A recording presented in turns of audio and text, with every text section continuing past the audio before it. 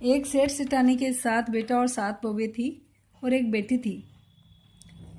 वह 7 भाइयों की लाडली थी। भाई उसे साथ लेकर जिमते। उसकी शादी बहुत धूमधाम से एक सेठ के बेटे के साथ करी थी। कार्तिक का महीना आया, बहन पीहर में आई हुई थी। सभी भाइयों ने चौथ माता का व्रत किया, ननद ने भी किया। शाम को भाई आए, हमेशा उसके साथ ही जिमने की आदत थी। तो बहन का उतरा मुंह देखकर भाई बोले, आओ बहन खाना खाते हैं। हम लोग तुम्हारे लिए कच्ची कच्ची चमले की फलियां काचरे लेके आए हैं, खा ले। सिट्टे मक्के सब लेके आए हैं, सिट्टे के मोरन खा ले। तो बहन बोली, आज मेरे तो करवा चौथ का व्रत है, मैं तो चांद उगेगा तब खाऊंगी। भाइयों ने बहन की भूख सहन नहीं हुई और उन्होंने चांद उगाने का उपाय किया। एक भाई ने दिया लिया, एक भाई ने चलनी। दोनों पहाड़ पर चढ़ गए। दिया जलाकर चलने से ढककर कहा कि बहन चांद उग गया, अर्घ दे ले और खाना खा ले। तब बहन ने भाभी से कहा कि भाभी चांद देख लो। भाभी बोली, भाई जी ये चांद तो तुम्हारे लिए उगा है, तुम ही देख लो, हमारा चांद तो रात में दिखेगा। बहन अकेली ही खाना खाने बैठ गई, क्योंकि भाइयों ने जो कहा था तो उसने लगा कि नहीं चांद तो उग ही गया है, और भाइयों की बात मान के वो भी खाना खाने के लिए बैठ गई। पहले कोर में बाल आया, दूसरे कोर में मक्खी आ गई, तो तीसरे कोर खाने लगी तो ससुराल से बुलावा आ गया कि बेटा बहुत बीमार है, बहू को जल्दी भेजो। माँ ने जैसे ही कपड़े निकालने के लिए बक्सा खोला, तीन बार अलग अलग कपड़े आए। एक बार सफ़ेद आए, एक बार काला आया, एक बार नीला आया। अच्छे सुहाग वाले कपड़े हाथ में नहीं आए। माँ समझ गई। माँ ने एक सोने का सिक्का बेटी के पल्ले से बांध दिया और कहा कि रास्ते में सबके पैर छूती जाना, जो भी तुझे अमर सुहाग का आशीष दे उसको ये सोने का सिक्का दे देना और पल्ले से गांठ बांध लेना। रास्ते में सभी औरतें आशीष देती गई, पर किसी ने भी सुहाग का आशीष नहीं दिया। ससुराल के दरवाजे पर पहुंचने पर पलने में जेठुती सोई हुई थी। उसके पैर छूने लगी तो वो बोली, सीली होई सपूती होई साहिब 7 पुत्रों की माँ हो। ये वाक्य सुनते ही उसने जल्दी से सोने का सिक्का निकाल कर उसे दे दिया और पल्ले से गांठ बांध ली। अंदर गई तो पति मरा हुआ था। सब रो रहे थे, हलावा चलावा कर रहे थे। जब उसे लेकर जाने लगे तब वो बोली, मैं भी साथ चलूंगी। सभी ने मना किया पर वह नहीं मानी। जब सब दाग देने लगे तो उसने मना कर दिया और बोली कि मुझे यहीं झोंपड़ी बना के दे दो, मैं यहीं पति की सेवा करूंगी। वह वहीं पर अपने मरे हुए पति को लेकर उनकी सेवना करने लगी। रोज सासू बची कुची ठंडी बासी रोटी दासी के साथ भेज देती और कहती, जा मुर्दा सेवनी को देकर आ जा। ऐसा करते करते माह महीने की चौथ आई। बाल खुले, दांत पीसती, आंखें निकालती, कड़कड़ाती बोली, करवो पी घनी भूक्याली करवो पी, व्रत भाननी करवो पी। वो हाथ जोड़कर चौथ माता को बोली, हाँ माँ मैंने गलती की है। उनके पांव पकड़कर बैठ गई। माँ मुझे सुहाग देना पड़ेगा आपको। चौथ माता बोली, मेरे से बड़ी बैसाख की चौथ आएगी, वो तुमको सुहाग दे देगी। बैसाख की चौथ आई। उसने भी केस खुले, दांत कटकटाती, आंखें फाड़ती, कड़कड़ाती बोली, करवो पी घनी भुक्याली करवो पी, व्रत बांधनी करवो पी। वो बोली, हाँ माँ मैंने गलती करी है, मैं अनसमझ थी, पर आप मुझे सुहाग देख कर जाओ। पाँव पकड़कर बैठ गई। चौथ माता बोली, मेरे से बड़ी भादवा की चौथ आएगी, वो तुझे सुहाग देकर जाएगी, उसके पाँव मत छोड़ना। भादवे की चौथ आई। वो भी बाल खुला, बिजली सी कड़कड़ाती, दांत पीसती, आंखें फाड़ती, जोर से बोली, करवो पी व्रत बहाननी करवो पी। वो बोली, माँ मुझसे बहुत बड़ी गलती हो गई, मुझे माफ़ कर दो और मुझे आपको सुहाग देना ही पड़ेगा। चौथ माता बोली, मेरे से बड़ी करवा चौथ आएगी, वो तेरे को जरूर सुहाग देकर जाएगी, तू उसको मत छोड़ना। तूने उसका ही व्रत खंडित किया है, वही नाराज हुई है। कार्तिक का महीना आया। स्वर्ग से करवा चौथ माता उतरी और गुस्से में बोली, करवो पी 7 भाइयों की बहन करवो पी, दिन में चांद उगाने वाली करवो पी, व्रत बांधनी करवो पी, घनी भुक्याली करवो पी, चांदने में चांद देखने वाली करवो पी, कसरा फली खाने वाली करवो पी। वो बोली, माँ मैंने इतनी गलतियाँ करी है, पर मुझे माफ़ कर दो। वो बहुत गुस्से में बोली, पापनी हत्यारनी दूर हट, मेरे पास मत आ, वो चौथ माता के कस के पाँव पकड़कर बैठ गई और रोने लगी कि माँ मुझे माफ़ कर दो, आप तो सभी का दुख दूर करने वाली माँ हैं, मुझे सुहाग आपको देना ही पड़ेगा। सरल हृदय माँ का मन पसीज गया। माता चिटली अंगुली से अमृत का छींटा दिया, उसका पति उठकर बैठ गया। चौथ माता अंतर ध्यान हो गई। पति बोला, मुझे बहुत नींद आई। वह बोली, ऐसी नींद तो मेरी दुश्मन को भी नहीं आए, मुझे तो 12 महीने हो गए आपकी सेवना करते हुए। चौथ माता ने ही सुहाग दिया है। दोनों चौपड़ पासा खेलने लगे। शाम में दासी रोटी देने आई तो दोनों की बातों की आवाज़ें सुनाई दी। घर पर जाकर बोली, बहू तो गैर मर्द के साथ रंगेलियाँ मना रही है। सास भागी भागी आई, अपने बेटे को जिंदा देखा तो बड़ी खुश हुई।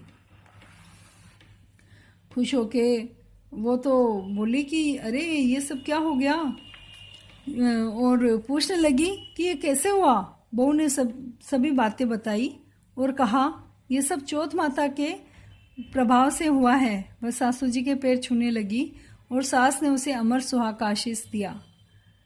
सास बेटे बहू को गाजे बाजे से घर पर लाई, धूमधाम से करवा चौथ का उद्यापन किया और गांव में हेला फिरा दिया कि कोई भी व्रत तोड़े नहीं।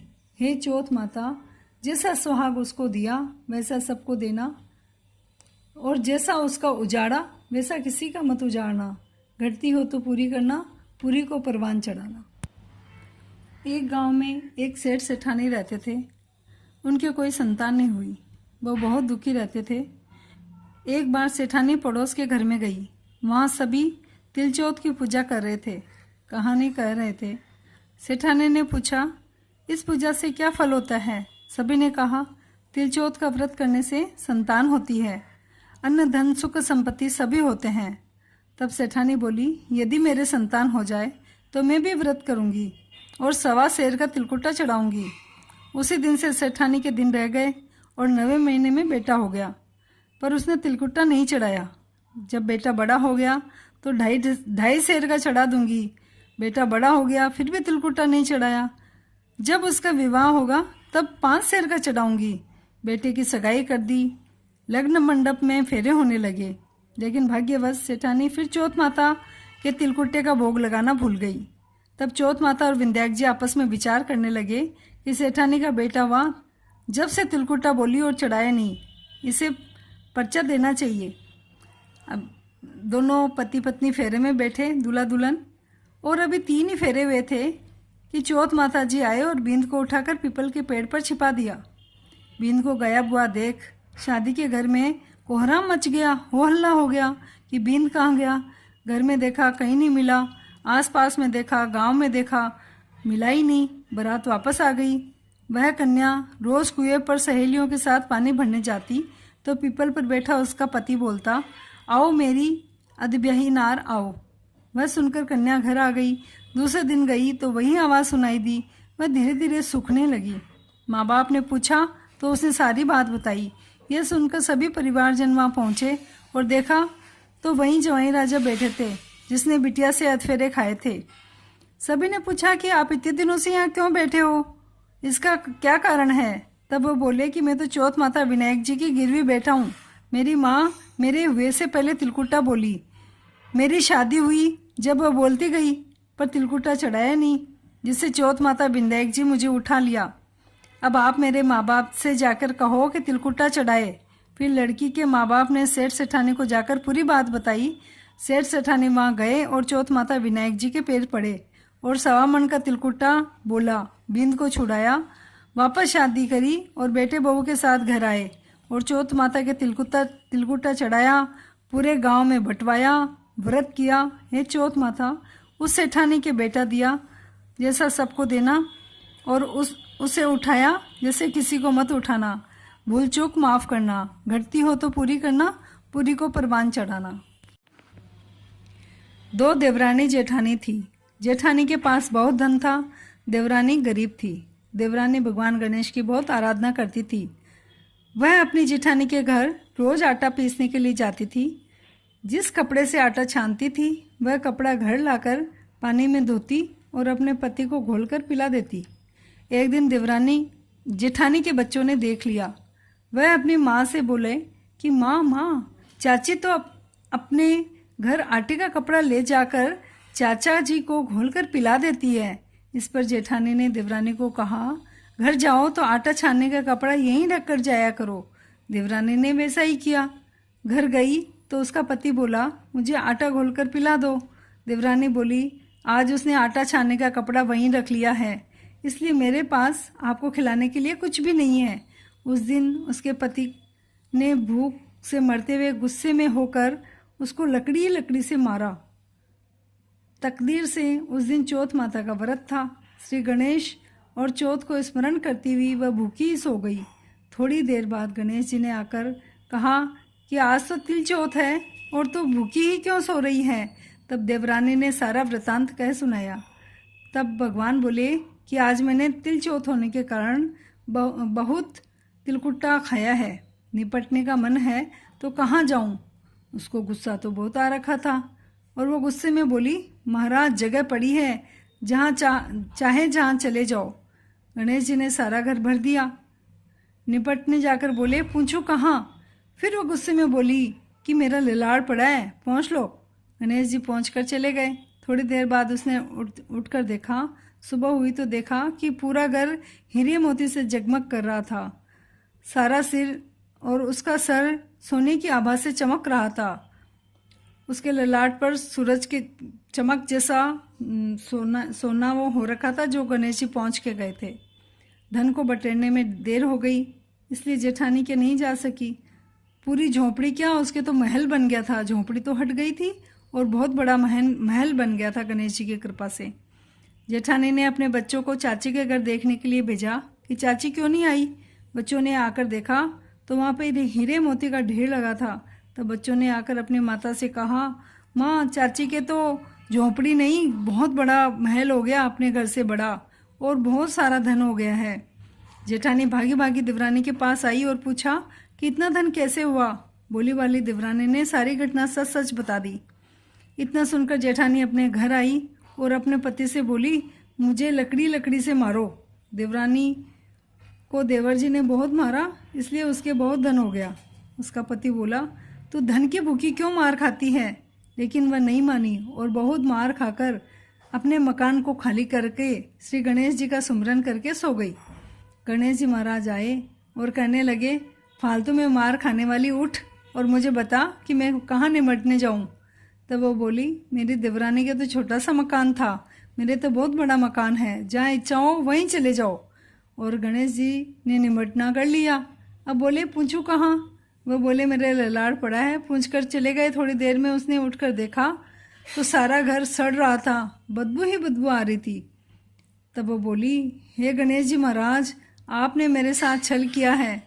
देवरानी को तो धन वैभव दे दिया और हमें क्या दिया। गणेश जी आए और बोले कि तू धन की भूखी मार खाई। जेठानी क्षमा याचना करने लगी, हे महाराज, मुझे धन नहीं चाहिए, आप अपना समेटो। तो गणेश जी बोले, तेरे घर का आधा देवरानी को दे, क्योंकि तूने देवरानी को कुछ भी नहीं दिया था। मैं तब अपनी माया समेटूंगा और तेरी देवरानी मेरा रोज सिमरन करती है, तो इसलिए उसको मैंने धन धान्य दिया है। तो गणेश जी महाराज ने उसको बोला कि देवरानी को आधा देगी तो मैं अपनी माया समेट लूँगा। जेठानी ने आधा धन देवरानी को दिया, लेकिन एक ऊपर कुकड़ी के अंदर मतलब सुई और 2 सुइयाँ और एक धागा पड़ा हुआ था, वो उसको ध्यान में नहीं आया, तो उसके सर पे जो लगा हुआ था वो रह गया था। तो उसने गणेश जी महाराज ने कहा कि वो तुम्हारे छीके पे 2 सुइयाँ और वो कुकड़ी पड़ी है, धागा पड़ा है, वो भी देवरानी को आधा दे। तब भगवान ने अपनी माया समेटी। भगवान रिद्धि सिद्धि के दाता है। हे गणेश जी महाराज, जैसा आपने जेठानी के साथ किया वैसा किसी के साथ नहीं करना, और देवरानी के भंडार भरा वैसा सभी के करना। अधूरी हो तो पूरी करना, पूरी को परवान चढ़ाना। 2 भाई बहन थे। बहन जब भी कोई पूजा पाठ व्रत उपवास करती तो चंद्रमा जी के अर्घ दिए बिना जीमती नहीं थी। एक दिन भाई ने उसका व्रत भंग कर दिया। चंद्रमा को बहन पर बहुत क्रोध आया। चंद्रमा का उजाला सबके घर पर पड़ता और उसके घर पर अंधेरा रहता। एक दिन अंधेरे में चोर चोरी करने आया और भाई की बही खाते की किताब चोरी करके ले गया। बाहर जाकर चोर ने वही बही खाता दिखाकर सब पैसों की वसूली कर ली। जब भाई वसूली करने निकला तो सबने कहा, हमने तो वसूली दे दी। भाई घर आया, बहन को बोला, देख बहन, आज मेरी किताब चोरी हो गई। सब ने वसूली देने से इनकार कर दिया। बहन ने कहा, तूने चंद्रमा को अर्घ देने में मेरा व्रत भंग किया, इसलिए तेरे साथ ऐसा हुआ। तो अब तू चंद्रमा को अर्घ देकर माफ़ी मांग ले तो सब ठीक हो जाएगा। भाई अर्घ देकर नीचे आया। नीचे एक अंधा चोर घूमता घूमता घर में घुस गया। भाई ने पूछा, तू कौन है? वह बोला, मैं चोर हूँ और अंधा हूँ। भाई ने कहा, तूने मेरी किताब चोरी करी, वो लाकर दे दे। चंद्रमा जी के प्रभाव से तेरी आंखें ठीक हो जाएगी। चोर ने किताब ढूंढ कर ला दी। अब भाई ने कहा, तू भी रोज चंद्रमा को अर्घ दे और अपने कर्मों की माफ़ी मांग ले। उसने चंद्रमा जी से माफ़ी मांग ली और उसके आंखों की ज्योति आ गई। उसके बाद से सब कोई कहानी कथा करके चंद्रमा जी को अर्घ देते हैं। हे चंद्रमा जी भगवान, जैसे भाई बहनों का सत रखा वैसे सबका रखना, और चोर को ज्योति दी वैसे सबको देना। घटती हो तो पूरी करना, पूरी को परवान चढ़ाना। आड़ी बाड़ी जी में बैठी कन्याकुमारी, कन्याकुमारी काई मांगे, अन्न मांगे, धन मांगे, लाज मांगे, लक्ष्मी मांगे। अनपुत्रा ने पुत्र मांगे, बिछुड़िया ने मेलो दीजो, साई को दर्शन दीजो, गद्दी को बेसन दीजो, सासू को पुरसन दीजो, बहू को जिमन दीजो, डागर दौड़िया बेटा दीजो, जूती भरी पगार दीजो, संत दीजो सांकलो, पंथ दीजो मोकलो। तुलछा रानी हर की प्यारी, राम खुदाई बावड़ी, लक्ष्मण निकाली गार, सीता पानी नीसरी, कर 16 सिंगरार। चित्रकूट के घाट पर भई संतन की भीड़, तुलसीदास चंदन घसे, तिलक करे रघुबीर। गुरु गोविंद दोऊ खड़े, कांके लागो पाए, बलिहारी गुरु आपने, गोविंद दियो बताए। राम नाम की कोटड़ी, चंदन जड़िया किवाड़, ताड़ा पूछे प्रेम का, खोलो कृष्ण मुरार। 5 नाम द्रौपदी, द्रौपदी, द्रौपदी, द्रौपदी, द्रौपदी। द्रौपदी की चरी खीर खांड से भरी। हरिद्वार में हर की पेड़ी, गेरी गंगा गाजे, 1.25 लाख का पर्वत ऊपर बद्रीनाथ विराजे। छींक के चढ़नो पार उतरनो है खांडा की धार, देश देश का आवे यात्री करके नाना भेष, कोई चढ़ावे रुपया, कोई चढ़ावे मोर।